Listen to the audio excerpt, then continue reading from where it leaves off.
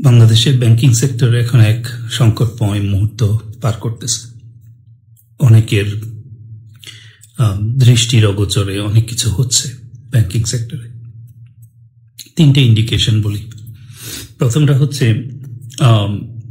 Globally banking সেক্টরে মন্দ লোনের পরিমাণ 20% কাছাকাছি আসলে সেন্ট্রাল ব্যাংক ইন্টারভেনশন শুরু করে। তারও আগে থেকে শুরু করতে পারে রুলস এন্ড রেগুলেশনের মাধ্যমে, বাট রিয়েল ইন্টারভেনশন যেটা, এটা শুরু হয় 20% কাছাকাছি আসলে। আমাদের মন্দ লোনের পরিমাণ বাংলাদেশের ব্যাংকিং খাতে অক্টোবর মাসে 2024 প্রায় 30% কাছাকাছি ছিল। এটা পরে পুনঃ তফসিল করে কিছু রাইট অফ করে এটাকে কমিয়ে নিয়ে আসা হচ্ছে 20%-এর মতো। এই খেলাপি ঋণ গ্লোবালি অন্যান্য যে অ্যাভারেজগুলো আছে এগুলো কাছাকাছি, ক্রাইসিস এফেক্টেড ইকোনমি যেগুলো, এগুলো কাছাকাছি মোটামুটি।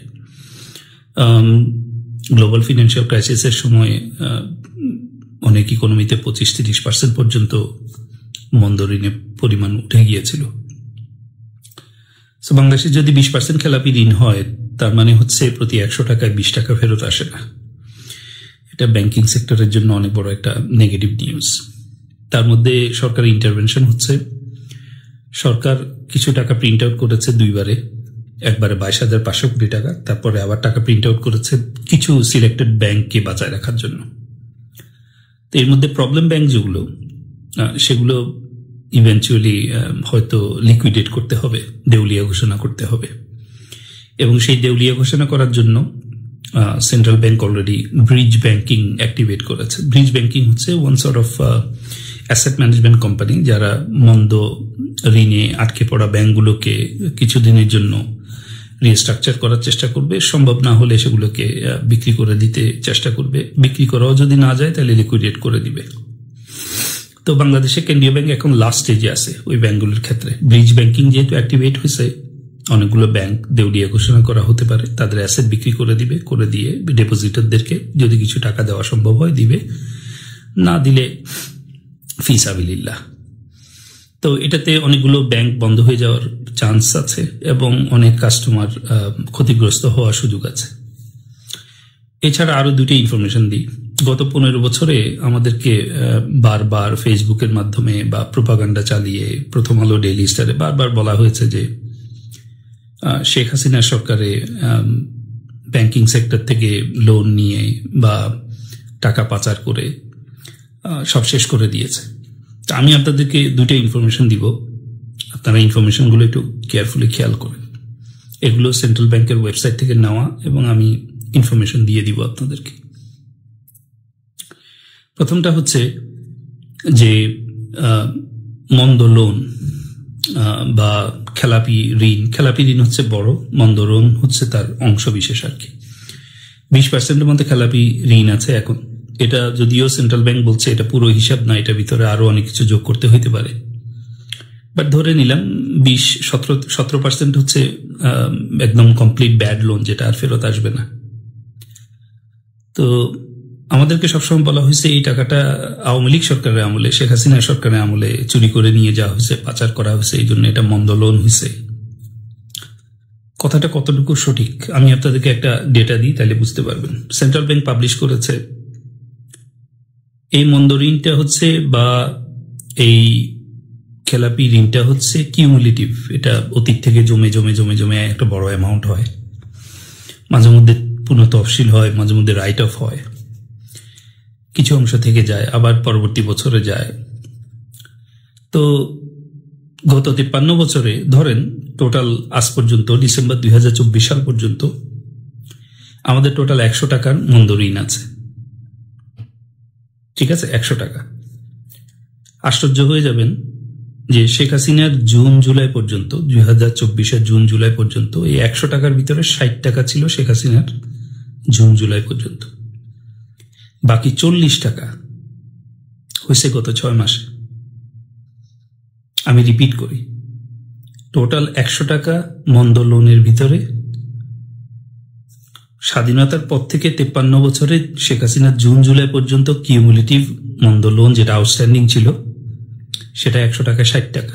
আর গত 6 মাসে জুলাই থেকে ডিসেম্বর পর্যন্ত 2024-এর এই 6 মাসে গত 3 মাস কনসিডারই করলাম না, জানুয়ারি, ফেব্রুয়ারি, মার্চ কনসিডার করলাম না। 6 মাসে ইউনূস সরকার মন্দ ঋণ বাড়াইছে আরো 40 টাকা। আপনি কিভাবে সবকিছু জাস্ট চোখ বন্ধ করে প্রোপাগান্ডা চালিয়ে, ফেসবুকে প্রোপাগান্ডা চালিয়ে, মিথ্যা প্রচারণা করে শেখ হাসিনার উপরে, তার সরকারের উপরে দোষ উঠে দিবেন কিভাবে?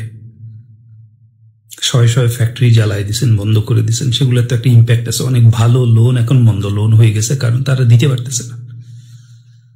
ক্যান ইউ ইমাজিন 100 টাকার ভিতরে 60 টাকা হচ্ছে 53 বছরের হিসাব, আর 6 মাসের হিসাব হচ্ছে বাকি 40 টাকা। আরেকটা ইনফরমেশন হচ্ছে ব্যাংক সেক্টরের থেকে সরকার কত টাকা লোন নিয়েছে, হিসাবটা দিই, কেয়ারফুলি শুনেন, গায়ের লোন দাঁড়িয়ে যেতে পারে। কি পরিমাণ মিথ্যা প্রচারণা করা হয়েছে বাংলাদেশের ফিনান্সিয়াল সেক্টরকে নিয়ে। 23-24 সালের জুলাই থেকে ডিসেম্বর পর্যন্ত 6 মাসে শেখ হাসিনা সরকার অভ্যন্তরীণ সেক্টর থেকে লোন নিয়েছে 455 কোটি টাকা। আবার বলি, 23-24 অর্থ বছরে জুলাই থেকে ডিসেম্বর 6 মাস শেখ হাসিনা সরকার ব্যাংকিং খাত থেকে লোন নিয়েছে 455 কোটি টাকা। 455 কোটি টাকা। সেই একই সময়ে শুধু পরের বছর জুলাই থেকে ডিসেম্বর 2024-25-এ ইউনূস সরকার 6 মাসে অভ্যন্তরীণ খাত থেকে লোন নিয়েছে 31,000 কোটি টাকার উপরে।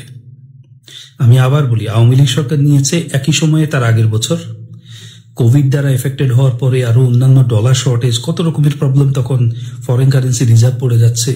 ওই সময়েও শেখ হাসিনা সরকার সেন্ট্রাল ব্যাংকিং সেক্টর থেকে, অভ্যন্তরীণ সেক্টর থেকে লোন নিয়েছে মাত্র 455 কোটি টাকা। আর ইউনূস সরকার, তাদের নাকি সব ঠিক আছে, রেমিটেন্স বেড়েছে, তাদের এক্সপোর্ট বেড়েছে, সব বেড়েছে, তারপরও অভ্যন্তরীণ সেক্টর থেকে টাকা প্রিন্ট আউট করার পরেও তারা লোন নিয়েছে অভ্যন্তরীণ সেক্টর থেকে আওয়ামী লীগ সরকারের 70 গুণ বেশি, 31,000 কোটি টাকার উপরে লোন নিয়েছে, সেন্ট্রাল ব্যাংকের রিপোর্ট।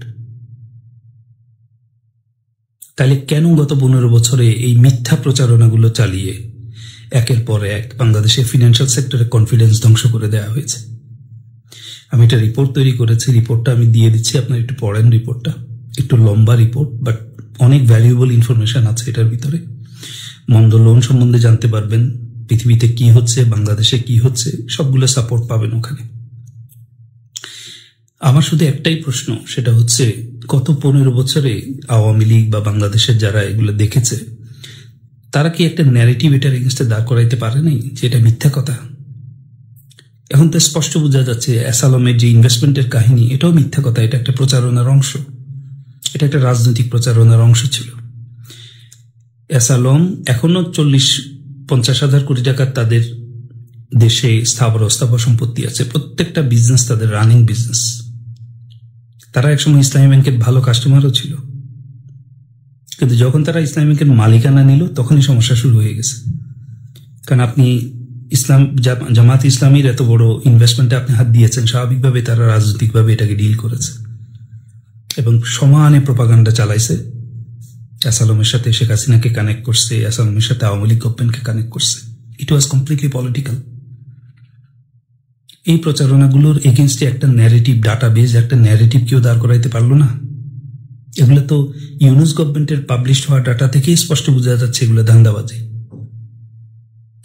যাক, আপনার রিপোর্টটা পড়েন, পড়লে যদি মনে করেন যে ভালো রিপোর্ট শেয়ার করতে পারবেন, শেয়ার করেন। মানুষের জানার দরকার আছে এগুলা। এই ডাটা আমি তৈরি করিনি, এগুলো সেন্ট্রাল ব্যাংকের ডাটা, সেন্ট্রাল ব্যাংক থেকে নিয়েই দিলাম।